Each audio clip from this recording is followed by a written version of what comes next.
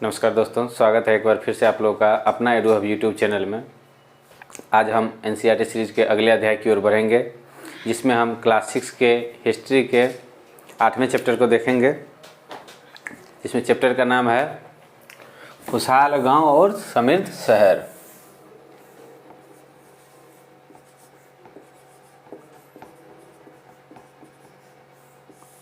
खुशहाल गांव और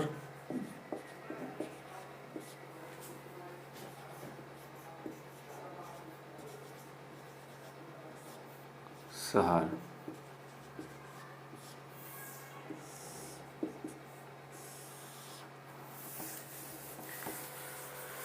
इसमें हम लोग देखेंगे कि गांव में क्या विधि व्यवस्था थी, जो गांव खुशहाल था, शहर परिपूर्ण था, उसमें क्या विधि व्यवस्था थी, गांव के लोग कैसे होते थे, वहाँ के प्रधान कैसे होते थे, उनकी क्या भूमिका थी, शासक की क्या भूमिका थी। जैसा कि हम लोगों ने पिछले अध्याय में देखा कि लोहे के उपयोग के बाद जो है खेती में जो है, कृषि में जो है वृद्धि होती है, उत्पादन बढ़ जाता है। लकड़ी के जगह पे जो है लोहे के फाल का प्रयोग होने लगता है। महापाषाणों से भी हमने पिछले अध्याय में देखा कि काफ़ी सारे जो है लोहे के औजार वगैरह मिले हैं। तो इसी टर्म को हम लोग धीरे धीरे आगे बढ़ाएंगे, जिसमें हम लोग देखेंगे कि लोहे के उपयोग के बाद सबसे पहले हम देखेंगे लोहा के उपयोग।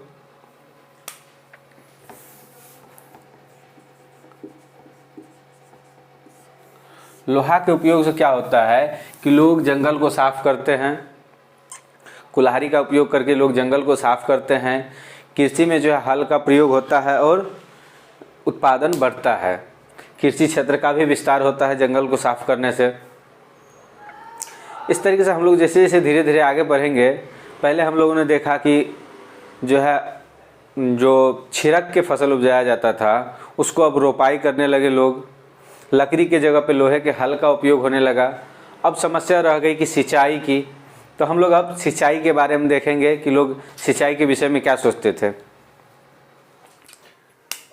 ये चैप्टर जो है मतलब फैक्चुअल चीज़ें बहुत कम है इसमें, जो है काफ़ी बस एक तरह से कहा जाए कि चैप्टर तो बहुत बड़ा है, लेकिन सिर्फ नॉर्मल चीज़ों को दिखाया गया है, कुछ फैक्चुअल चीज़ें इसमें नहीं दिया गया है। ठीक है, आगे हम लोग देखेंगे सिंचाई के बारे में।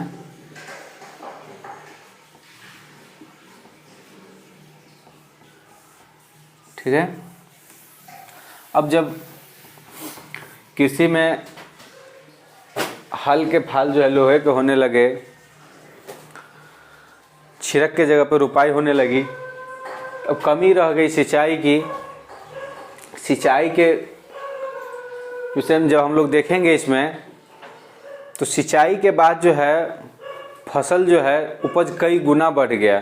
कभी कभी क्या होता था कि बरसात नहीं होने के कारण फसल पूर्ण रूप से नष्ट हो जाता था, पौधे सूख जाते थे। लेकिन जब सिंचाई की व्यवस्था हो गई तो पौधे जो है बहुत कम बर्बाद होते थे और उत्पादन काफ़ी ज़्यादा होता था। अब इसमें हम लोग देखेंगे कि राजा जो हैं सिंचाई के लिए कुएं खुदवाते हैं, नहर बनवाते हैं, तालाब जलाशय वगैरह का निर्माण करवाते हैं। अब राजा को इससे क्या प्रॉफिट था? देखिए, होता क्या है कि राजा को जो है किले बनवाने होते थे, महल बनवाने होते थे, इसलिए राजा जो है किसान से कर लेता था। ठीक है, अब किसान का जो उत्पादन होगा, क्योंकि किसान तो पूर्ण रूप से उस समय कृषि पे डिपेंड था, तो जो उत्पादन होगा उसी में से कर देना है ना उनको। जैसे मान ली कृषि का जो भी उत्पादन होता था उसका 1/6 भाग हमने पिछले अध्याय में देखा कर के रूप में लिया जाता था। महाजनपद में हम लोगों ने देखा कि कृषि का जो भी उत्पादन होता था उसका 1/6 भाग जो है कर के रूप में देना होता था। अब कहने का मतलब जब उत्पादन बढ़ेगा तभी तो कर का मात्रा बढ़ेगा। तो राजा जो है इस चीज़ों को समझते हैं और कृषि सिंचाई के क्षेत्र में धन निवेश करते हैं। इसमें जो है नहर वगैरह बनवाते हैं, किसान भी मेहनत करते हैं। इससे क्या होता है कि फसल का पैदावार अच्छा होता है, इससे किसान को भी काफ़ी ज़्यादा लाभ होता है और राजा भी जो है पर्याप्त मात्रा में कर इकट्ठा कर पाते हैं। ठीक है, अब आगे हम लोग देखेंगे कि गांव में किस तरह के लोग रहते थे, कौन कौन लोग रहते थे। ठीक है,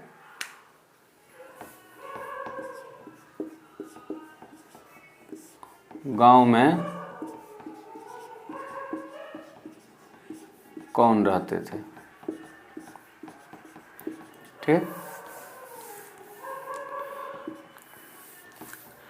भारत के उत्तर और दक्षिण के क्षेत्र में देखा जाए तो मुख्यतः 3 तरह के लोग हर गांव में जो है जमीन के हिसाब से कैटेगरी को बांट दिया गया था। ठीक है, अगर हम लोग दक्षिण में देखें तो तमिल में जो है जो सबसे बड़े भूस्वामी थे, जो जमींदार थे, उनको वेल्ला कहा जाता था।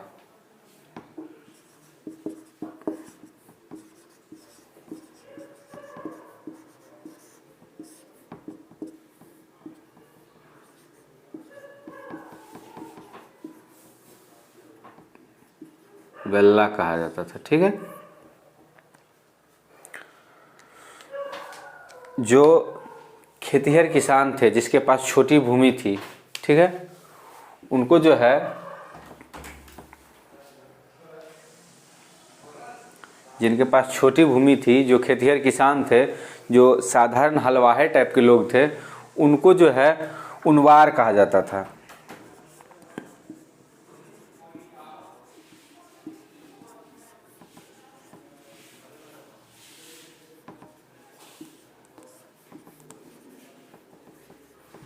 उनवार। ठीक है, अब तीसरे कैटेगरी में जो है जिनके पास जमीन नहीं है, उसमें भूमिहीन मजदूर या जो दास टाइप के लोग थे। ठीक है, हम लोग अब थर्ड कैटेगरी में देखेंगे तो उसमें जो है भूमिहीन मजदूर और दास टाइप के लोगों को रखा गया था, जिसे कैडेशियर या अदिमई कहा जाता था। ठीक है, थर्ड कैटेगरी में जो है भूमिहीन मजदूर और दास टाइप के लोग को रखा गया था, जिसे कैडेशियर या अदिमई कहा जाता था। इसको जो है कैडेशियर और अदिमई कहा जाता था। ये तो हो गया दक्षिणी क्षेत्र में। अब हम लोग देखेंगे कि उत्तरी भाग में लोगों को क्या कहा जाता था। उत्तरी भाग में जो बड़े भूस्वामी थे, ठीक है, जो जिनका गांव में सबसे ज़्यादा ज़मीन होता था, उसको ग्राम भोजक कहा जाता था। ग्राम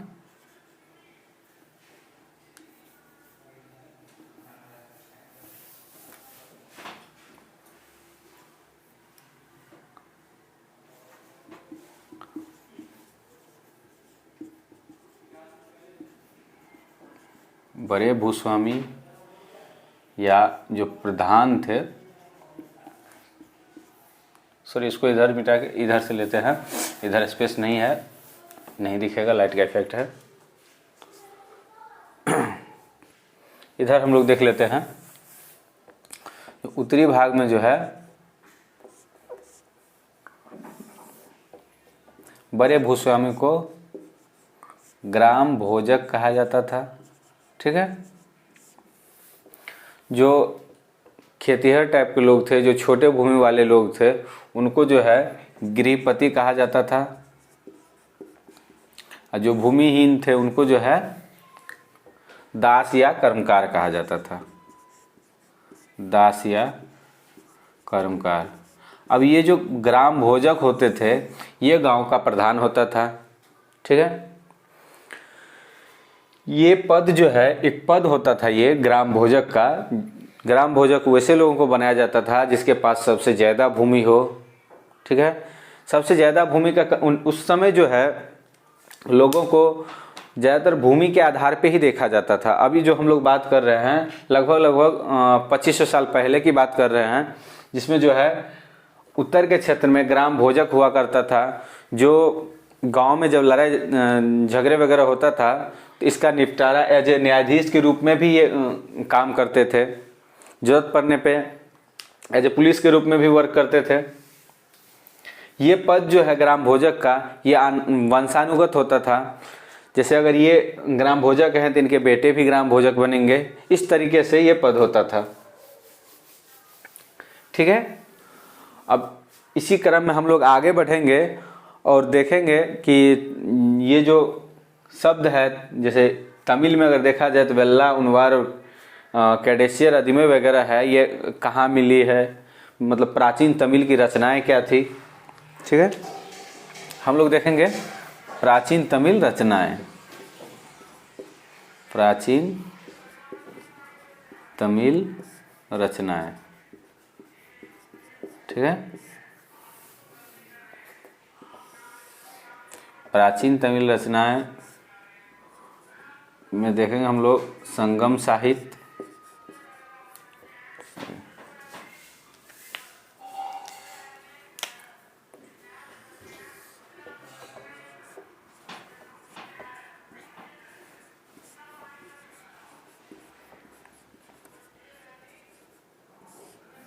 इसको संगम साहित्य इसलिए क्या कहा जाता है, क्योंकि मदुरई में जो है कवियों के सम्मेलन में जो है इसका संकलन किया गया था, इसलिए इसको संगम साहित्य कहा जाता है। इसको जो है 2300 साल पहले इसका संकलन किया गया था। कब किया गया था? 2300 साल पहले। ठीक है, ये जितने भी वर्ड हैं, उनवार हो गया, कैडेसियर हो गया, अदिमय हो गया या वेल्ला हो गया, इन सब का जो है चर्चा संगम साहित्य में मिलता है। ठीक है, आप लोग चाहें तो यहाँ से स्क्रीनशॉट ले सकते हैं, फिर हम लोग आगे बढ़ेंगे।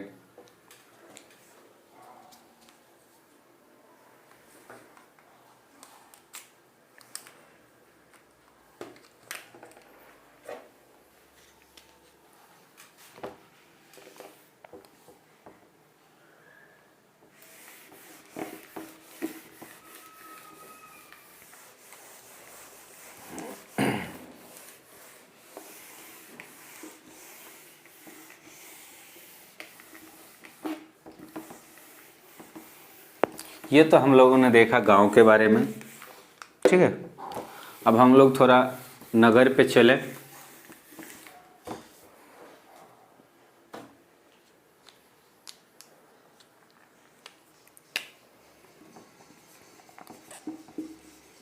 अब नगर के विषय में हम लोग देखेंगे। ठीक है, इसमें सबसे पहली बात है कि जो नगर के बारे में हम लोग को जानकारी कहाँ कहाँ से प्राप्त होती है। ठीक है, उसको एक बार हम लोग अंडरलाइन कर लें, फिर उस विषय पे हम लोग डिस्कशन करेंगे। पहला है जातक कहानी से हम लोग को पता चलता है। ठीक है, दूसरा हम लोग देखेंगे मूर्ति कला से भी पता चलता है। कैसे ये चीज़ हम आगे देखेंगे। उसके बाद हम लोग देखेंगे पुरातात्विक स्रोत जो हैं, पुरातात्विक स्रोत के माध्यम से भी हमको पता चलता है। उसके बाद यात्रा विवरण से भी हम लोग को पता चलता है। ठीक है, जातक कहानियाँ वह होती थी जो आम लोगों के द्वारा बोली जाती थी, सुनी जाती थी, सुनाई जाती थी। ठीक है, जातक कहानियों का संकलन बौद्ध भिक्षुओं द्वारा किया गया। इसी में एक जातक कहानी का चर्चा किया गया है, जिसमें बताया गया है कि कैसे एक निर्धन लड़का जिसके पास कुछ नहीं था और वो धनवान बन जाता है। तो उस कहानी को हम लोग देखते हैं। होता क्या है कि एक युवक रहता है जिसके पास एक मरे हुए चूहे के अलावा कुछ नहीं रहता है। क्योंकि जातक कहानियाँ जब भी आप देखेंगे तो इसी टाइप का उसमें कंटेंट वगैरह रहता है। अटपटा टाइप का थोड़ा कंटेंट रहता है। अब सोचिए उस लड़के के पास मरे हुए चूहे के अलावा कुछ नहीं रहता है। वो लड़का जो है एक रेस्टोरेंट के मालिक से वो मरा हुआ चूहा बेच देता है 1 रुपये में, मतलब 1 सिक्के में। उस समय सिक्के का प्रचलन था। तो वो रेस्टोरेंट का मालिक उसको अपने बिल्ली के लिए खरीद लेता है, क्योंकि बिल्ली पाल के रखता है वो। अब वो लड़का, उसी रात क्या होती है, आंधी आता है और जो राजा का बगीचा था उसमें बहुत सारे जो है पेड़ के टहनियाँ वगैरह टूट जाता है। पूरा बगीचा जो है भर जाता है टहनियों से, पत्तों से, ठीक है। तो वो माली जो है बगीचे का, वो काफ़ी ज़्यादा परेशान हो जाता है कि भाई इतना हम कैसे साफ़ कर पाएंगे, ठीक। तो ये लड़का जाके कहता है कि अगर आप हमको ये टूटी हुई टहनियाँ और पत्तियाँ देंगे तो हम जो है इस बगीचे को साफ़ कर देंगे। माली आसानी से मान जाता है। अब लड़का क्या करता है, जो छोटे छोटे बच्चे रोड सड़क पे खेल रहे होते हैं उनसे जाके कहता है कि ये टहनियाँ तुम इसके गेट पे इकट्ठा कर दोगे तो हम जो है तुमको जितना टहनियाँ इकट्ठा करोगे उसके हिसाब से 1-1 मिठाई देंगे, ठीक। बच्चे तैयार हो जाते हैं। बहुत जल्द जो है, बहुत सारे बच्चे थे, सारी टहनियाँ जो है एक गेट पे इकट्ठा कर दिया जाता है, बगीचे के एक गेट पे, ठीक है।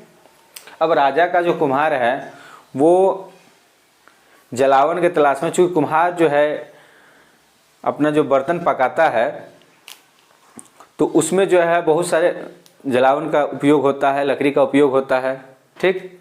तो वो उसके तलाश में जो है निकलता है और इस लड़का से मिलता है। लड़का जो है उनसे वो सारी लकड़ियाँ बेच देता है, कुछ पैसे उसको वहाँ से मिल जाता है।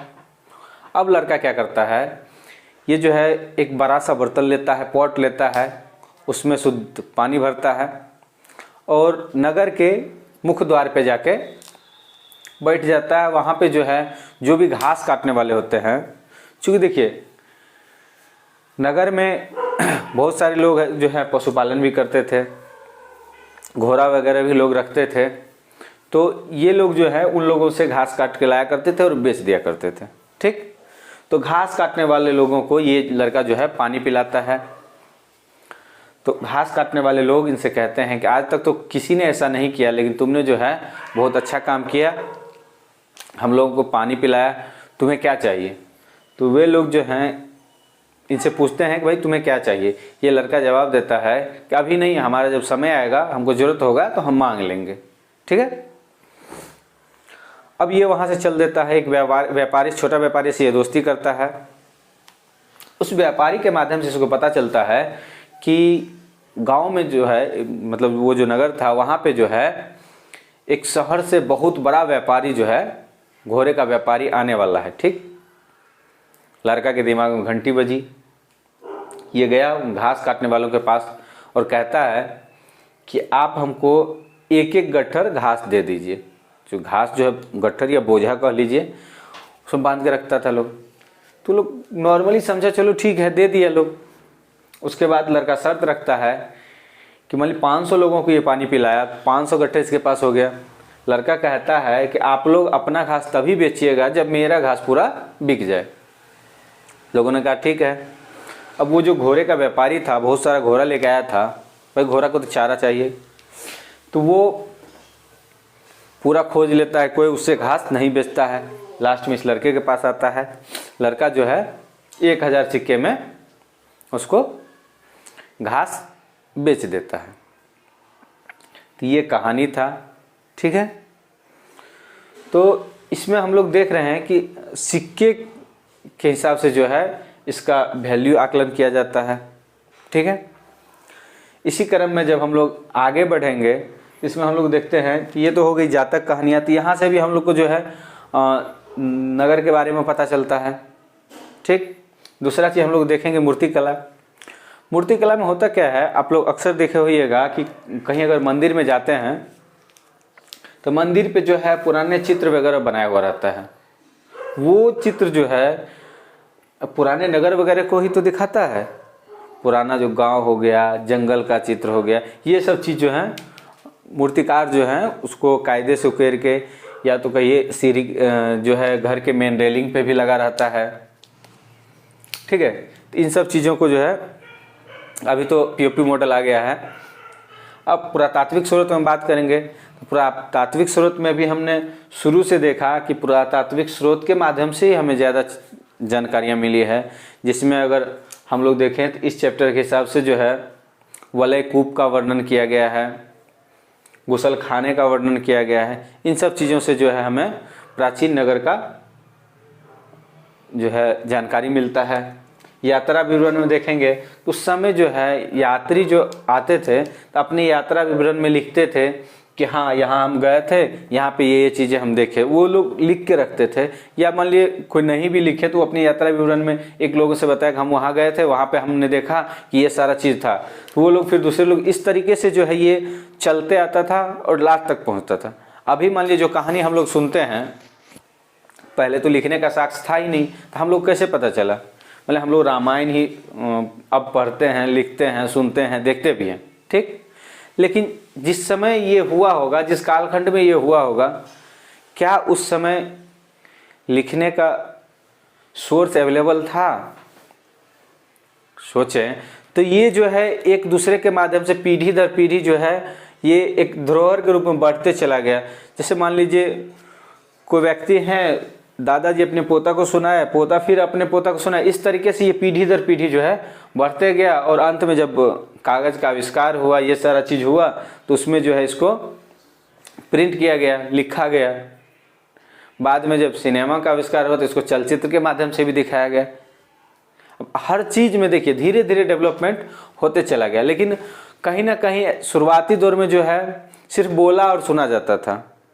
अगर हम लोग ऋग्वेद को ही लें तो ऋग्वेद में भी यही होता था। शुरुआती दौर में जो है गुरुजी अपने शिष्य को मौखिक रूप से बोलकर पढ़ाते थे, उसको याद करवाते थे, ठीक। तो यही चीज़ें है, यात्रा विवरण में भी यही चीज़ें था। एक जो है यूनानी यात्री रहता है, नाम इसमें नहीं दिया हुआ है, वो जो है बेरीगाजा नामक एक बंदरगाह रहता है, उसका वर्णन करता है। यात्रा विवरण में जो है बेरीगाजा का वर्णन मिलता है। ये कहाँ है? भरूच का ही नाम है बेरीगाजा।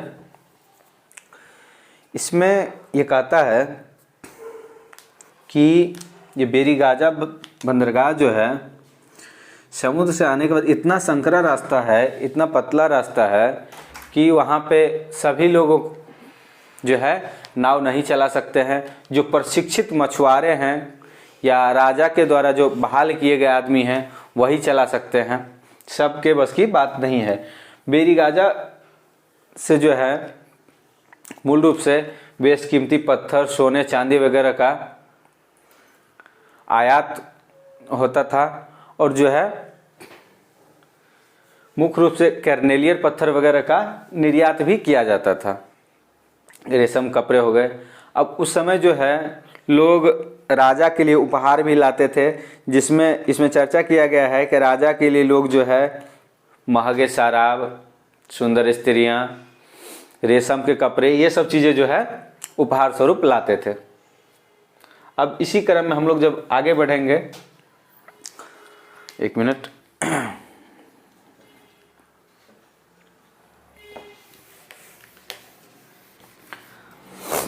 हम लोग जब आगे बढ़ेंगे इसी क्रम में तो हम लोग देखेंगे मथुरा के बारे में।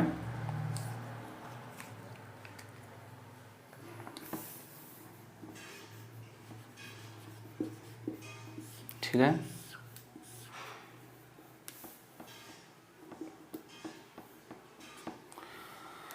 मथुरा जो है काफ़ी प्रसिद्ध नगर था।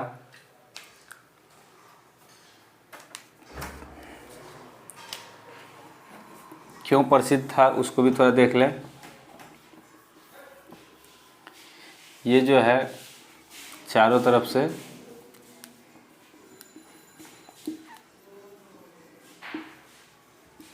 किलेबंद था, ठीक, घेरा हुआ था, अनेक मंदिर थे इसमें।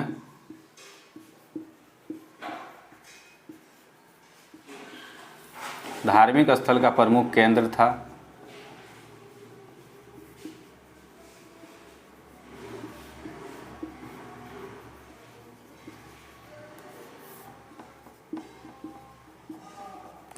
यहाँ पे जो है बौद्ध विहार और जैन मंदिर भी है। कृष्ण भक्ति का भी प्रमुख केंद्र यहाँ तक यही था। भक्ति का भी प्रमुख केंद्र था। बौद्ध विहार और जैन मंदिर भी है।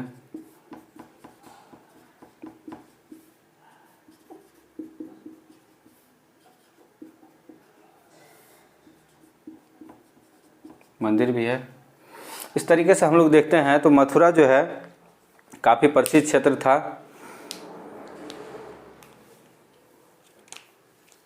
ठीक है, इसमें हम लोग देखते हैं कि मथुरा जो है ये 2500 साल से भी ज़्यादा समय से पॉपुलर था।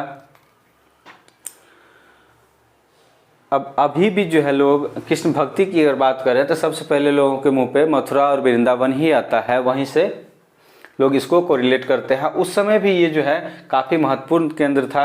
लगभग 2000 साल पहले के आसपास ये कुषाण की दूसरी राजधानी भी हुआ करता था। ठीक है, अब हम लोग अपने क्रम को आगे बढ़ाते हुए बढ़ते हैं। एक और टॉपिक है हमारा शिल्प और शिल्पकार। ठीक है, देखते हैं उसको भी, इधर देख लेते हैं। शिल्प और शिल्पकार। ठीक है,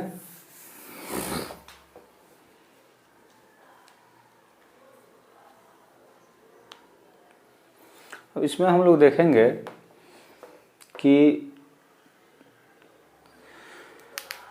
उत्तरी क्षेत्र में जो है उत्तर काले चमकीले पात्र मिले हैं।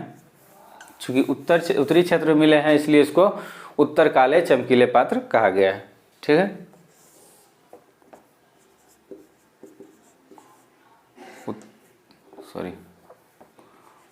उत्तर काले चमकीले पात्र। ठीक है,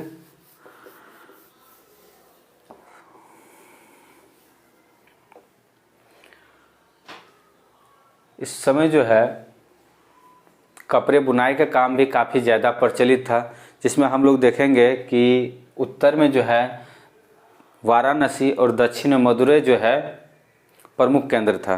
ठीक है,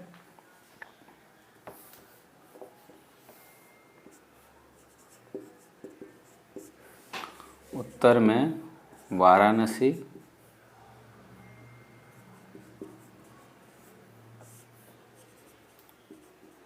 और दक्षिण में मदुरै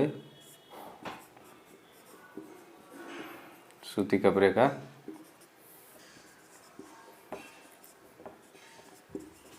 प्रमुख केंद्र था। ठीक है, इसी में हम लोग देखेंगे कि एक हम लोगों ने अर्थशास्त्र के बारे में अध्याय 7 में पढ़ा था।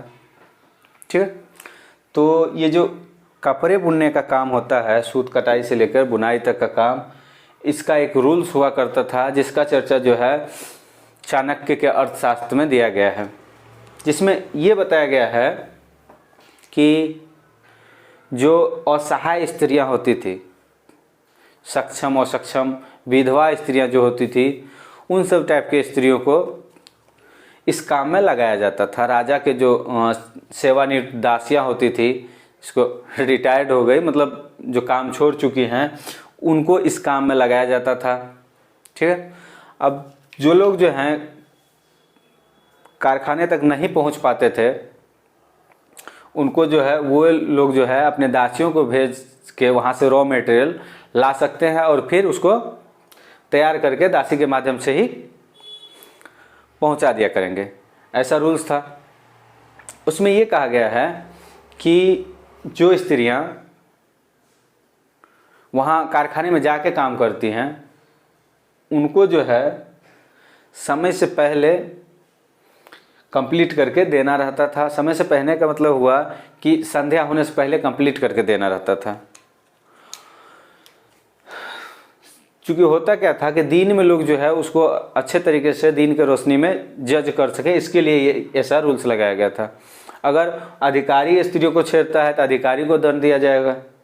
स्त्री अगर समय पे, जो औरत थी अगर समय पे वो अपने वर्क को सबमिट नहीं करती हैं, काम कंप्लीट नहीं करती हैं, या टाइम पे उसको नहीं सबमिट करती हैं, मान लीजिए कहा गया कि सूर्यास्त से पहले जमा करना है लेकिन वो सूर्यास्त के बाद अगर पहुंचती है तो उनके लिए भी दंड का प्रावधान था, जिसमें अंगूठा तक काटा जा सकता था। ठीक है, अब इसको चाहें तो आप लोग नोट कर लें, स्क्रीनशॉट ले लें, फिर हम लोग आगे बढ़ेंगे।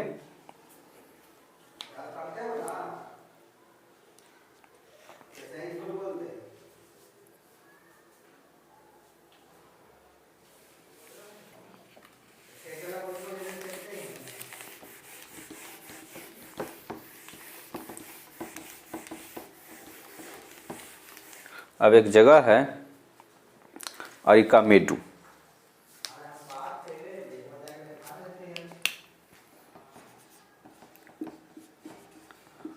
अरिकामेडु, ठीक है, ये कहाँ है? पुदुचेरी में है,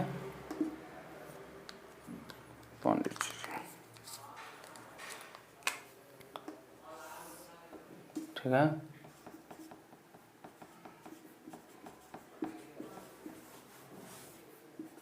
ठीक है, 2200 साल पहले से लेके 1900 साल से पहले तक ये प्रमुख बंदरगाह हुआ करता था। ठीक है, यहाँ पर जो है ईंट के एक घर टाइप का अवशेष मिला है, जो संभवतः उस समय गोदाम होगा। ठीक है, ईंट के गोदाम का अवशेष। यहाँ पे होता क्या था कि मान लीजिए जहाज से जो है इस पतन पे, बंदरगाह पे जहाज से सामान को लाया जाता, उतारा जाता था, फिर यहाँ से भी दूसरे जगह भेजा जाता था। यहाँ पर जो है कुछ बर्तन वगैरह भी मिले हैं, जैसे एक पात्र है एम्फोरा, ठीक, एम्फेरा नाम का एक पात्र है। इसके कहा जाता है कि ये जो है पात्र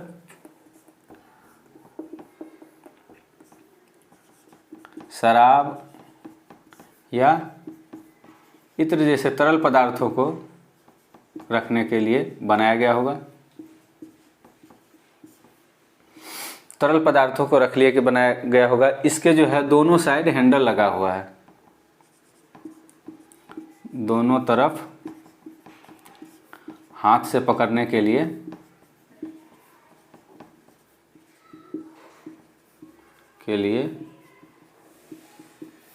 हैंडल टाइप का लगा हुआ है।